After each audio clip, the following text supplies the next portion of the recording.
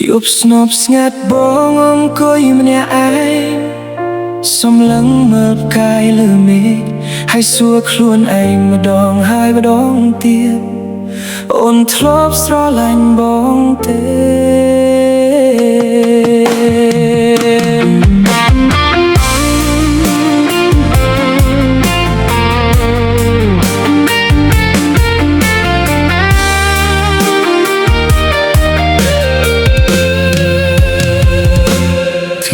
ដែលយើងដើរជាមួយគ្នាស្នាមញញឹមអូននៅតែច្បាស់ក្នុងចិត្ត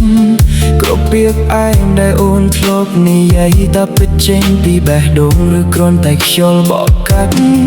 បងនៅតែរងចាំចម្លើយទូពេលវេលាកន្លងយូរប៉ុណ្ណាបេះដូងមួយនេះមិនតន់អាចបំភ្លេច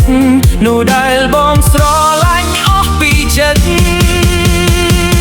អូនធ្លាប់ស្រឡាញ់បងទេឬបងគ្រាន់តែស្រមៃ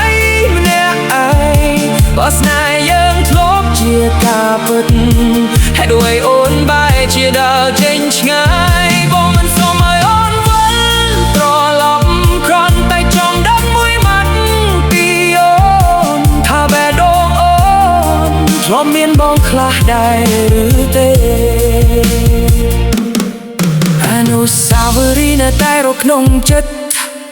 ទោះអូនលែងនៅក្បែរបងរូបថតចាស់នៅតែរក្សាទុកជំនួសពាក្យថានឹកអូនរៀងរាល់ថ្ងៃ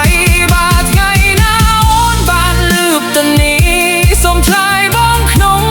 ចិត្តក៏បានទោះចំលើយនោះធ្វើឲ្យបងឈឺក៏ប្រសើរជាងរស់ជាមួយការសង្ស័យ